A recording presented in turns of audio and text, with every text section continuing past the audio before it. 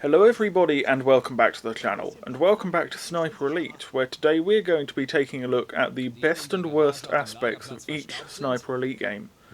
This is all 100% opinion based, so feel free to disagree in the comments, and without further ado, let's get into this.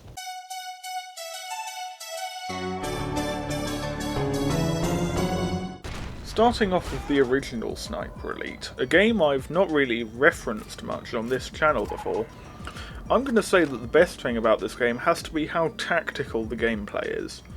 It is by far the most realistic in terms of gameplay systems, and it makes this game a surprisingly immersive one.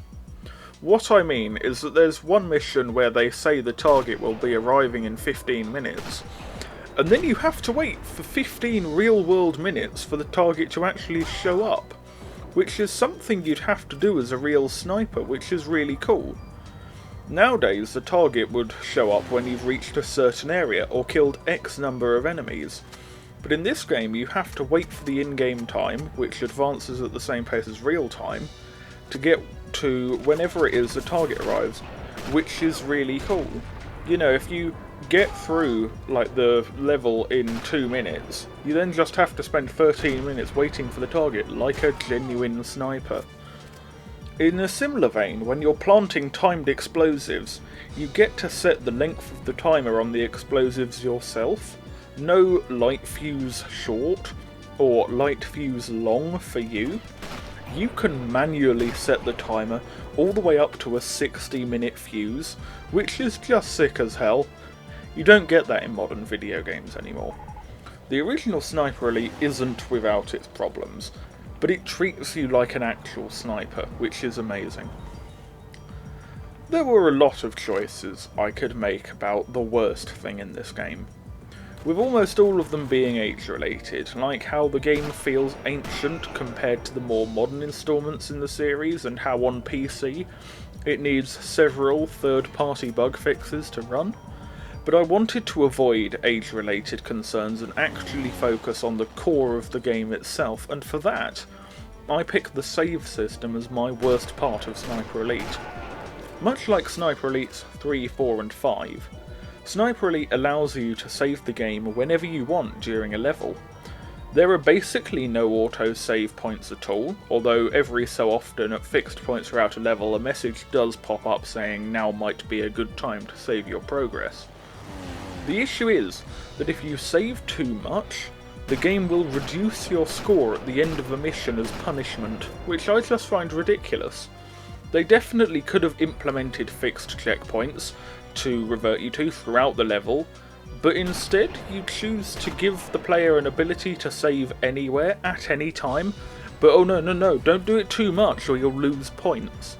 It's not a huge deal, as by and large, apart from age-related issues, Sniper Elite, for what it is, doesn't have many problems at all, but it just doesn't make sense to me. For my best thing about Sniper Elite V2, I've decided to put the fact that we get to fight against not just the Germans, but also the Soviets. Sure, Sniper Elite did this too, but it's executed to a much better degree in this game, and it's one of its most memorable features.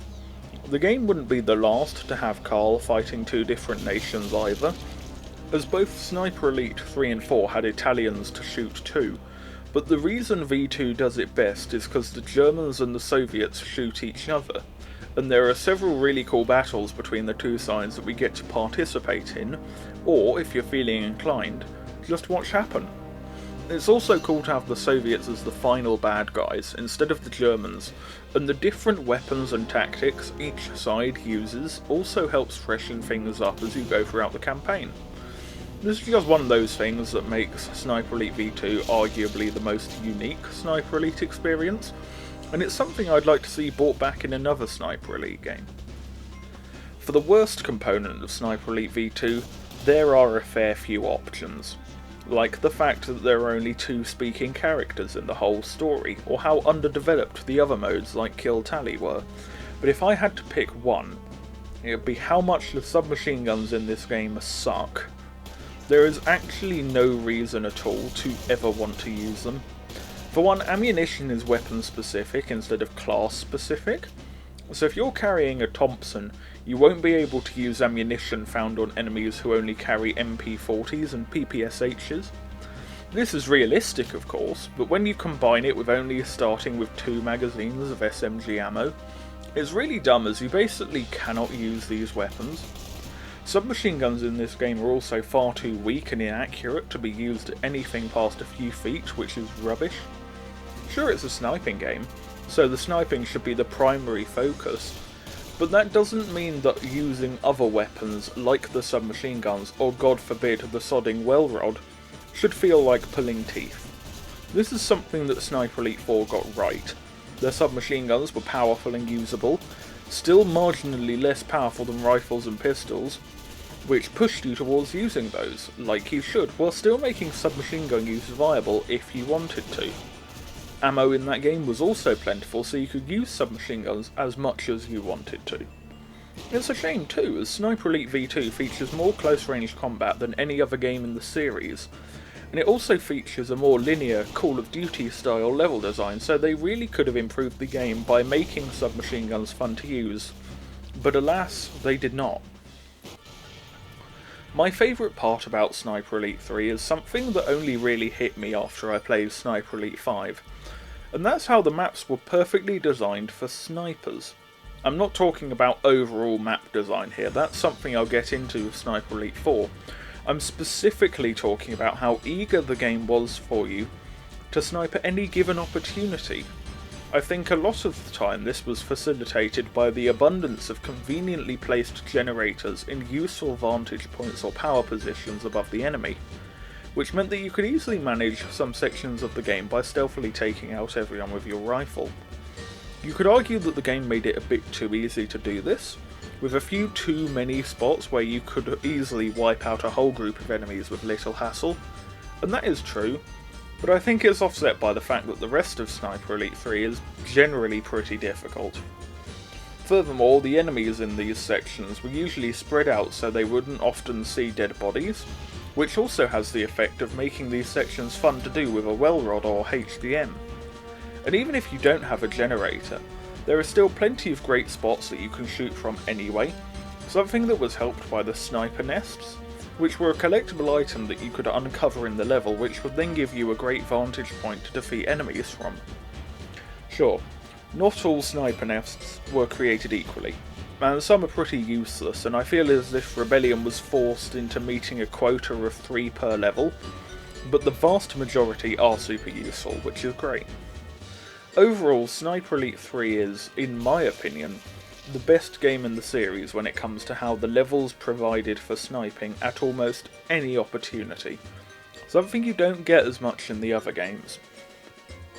For the worst thing about Sniper Elite 3, I think that the unlocking attachments for your rifle was the worst. The way it worked was that every time you looted a body, there was a rare chance that they would have a random weapon attachment or binocular upgrade on them. The weapon attachments would offer a small upgrade in one statistic in exchange for a small downgrade on the other, which was cool, although some of them made absolutely no sense, like a stock upgrade that decreased your stopping power.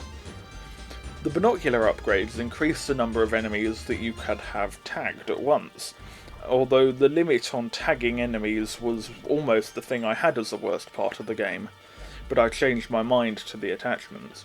It was just a really stupid way of unlocking these attachments, as not once did it feel skill-based. I didn't really like the way the weapon upgrades were unlocked in Sniper Elite 4 either, as it promoted save scumming and mindless grinding, but at least in 4 you knew exactly what you had to do to unlock a weapon upgrade. Sure, the weapon attachments weren't really very useful, and you could absolutely do the whole game without them, but if you're going to have them in the game in the first place, make unlocking them worth it, and make unlocking them make sense. For my favourite element of Sniper Elite 4, I have map design. I think that Sniper Elite 4, as we're all constantly saying, hit this nail on the head. Sniper Elite 3's maps were great for snipers, but, and this is partly the fault of the way that the game was balanced, didn't really provide an awful lot for submachine gun or pistol usage. Sniper Elite 5 goes the other way. The majority of most Sniper Elite 5 levels can be completed with just a silenced pistol, which was basically how I did my first playthrough, and when you add submachine guns into the mix, especially some of the crazy overpowered ones, it's even worse. Sniper Elite 4, once again partly as a result of the great weapon balancing, feels like every playstyle is given equal precedence, and pretty much any situation is completable with either a rifle, silenced pistol, or submachine gun. The great bit is that each encounter in 4 had one weapon that it suited a bit better than the rest, and that wasn't always obviously apparent in most cases. The scaffolding on the bottom of Regilino Viaduct, for instance, obviously you're given the opportunity to shoot the guys on it from the very beginning of the level, but if this is your first playthrough and you're coming into this level with a stock Springfield and the inexperience of a new player, you might be better off leaving it and getting around to it later with a submachine gun, because this is a really fun encounter to use a submachine gun in. The church in the same level is another good example. If you're coming from spawn or from the crashed aeroplane, you'll be inclined to sneak around with a silenced pistol, but if you ask me, you're better off firing a rifle from the road above it that goes up the cliffside towards the viaduct. It's this magic, where any part of the level is completable with any weapon, but there's always a bit Rebellion have thought of that lets you deal with that component of the level in a different way, which is what keeps this game so replayable. For my least favourite part of Sniper Elite 4, I'm yet again going to pick on the weapon upgrades. I've already expressed my dislike of the way that the weapon upgrades are unlocked, but what I really have a problem with is how, once you've maxed out all the weapons, they all feel very homogenised. The unlockable weapon upgrades are usually designed to combat the weaknesses of each gun, and once you've removed the weaknesses from each gun, they all start to feel far too similar. Of course, there are still outliers, like the MP44 has too much recoil and the grease gun is too inaccurate regardless of how upgraded they are, but they're all much of a muchness, and this is true across every category of weapon. To be fair, it's not a huge problem, as they're still fun to use and do keep at least some of their individual character, but if I'm being frank, it's awfully hard work coming up with something I don't like about Sniper Elite 4 that isn't the story. But a good way to put this into perspective is that I'm not really very happy with my ranking every weapon videos for Sniper Elite 4. I think they've aged fairly poorly, and I think if I'd known they were going to get as big as they did, I would have probably put a lot more effort into them, or at least saved them until I was a bit better at video editing. And, you know, I was sitting there one day, and I thought, why don't I re-rank every weapon now I've got the upgrades for all of them, because almost all of the weapons in the original videos were unupgraded when I ranked them. But then I looked for all the statistics, because in the original videos I did it mostly by feel, and I am still happy with the actual positions on my ranking. I still agree with almost all of that. But I thought I'd do it more statistically. And I sat there and I looked at all of the weapon stats, now I'd fully upgraded them, and they were all the same. All of them were just so similar it didn't really matter. This is where then I did the semi-auto showdown video and the talking about the long-range rifles, because there wasn't really much to talk about with all of the others because they were all about the same. I think that the weapon upgrades should have been scrapped and replaced with Sniper Elite 3 style attachments, which prove on one statistic at the cost of another. But it really isn't a huge problem. I mean, the game's still great. The best part of Sniper Elite 5 is no doubt the Invasion mode.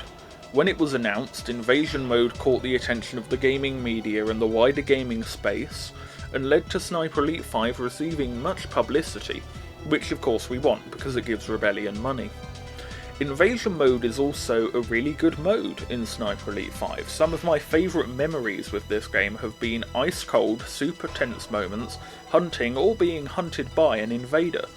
And I've had some invasions last for up to half an hour, which is amazing. It's such a fun mode that adds such a level of depth and difficulty to the game. There are of course some teething troubles, mostly being that a level selector would be really nice because I'm sick and tired of going up against default Carls on Atlantic Wall, but this is their first crack at Invasion, and I think overall this is a well finished product. I don't think I could see the Sniper Elite series without Invasion mode now, and I think we're all very pleased to see that it would return in Sniper Elite Resistance. My least favourite element of Sniper Elite 5 is the map design, and you can tell that this is an important topic because in this video alone I've already talked about the map design of Sniper Elite 3 and 4. I've also talked about it more outside of this video. My 7 things Sniper Elite 4 did better than Sniper Elite 5 video, which I'll put up in the corner, is a good example of this. But allow me to reiterate, both for the sake of watch time, but also because linking a video is not a good way to convey disappointment with something. The primary problem I had with Sniper Elite 5 is that there weren't enough sniping positions. My first playthrough of the game I set myself up with a stealth loadout, and for the vast majority of the game I spent my entire life doing stealth takedowns and shooting people with the P38. This is because Sniper Elite 5 has a tendency to funnel you down into short range areas a lot more than it gives you wide open sniper spots to play with.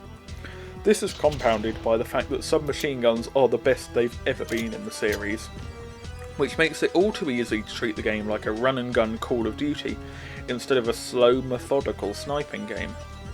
In fairness, the map design of the DLC missions was amazing, with Landing Force, Rough Landing, Kraken Awakes, and to a lesser extent Conqueror, all being amazing levels with a ton of fun to be had, so they did clean their act up a bit, and there were also multiple good base game levels, but by and large, the maps just felt like a step down from 4, and the maps are arguably the biggest thing you could get wrong in a game like this. Thank you everyone for watching the video. Remember to like, subscribe and comment. It costs you nothing and it's a great way to help out the channel. Stay safe and goodbye.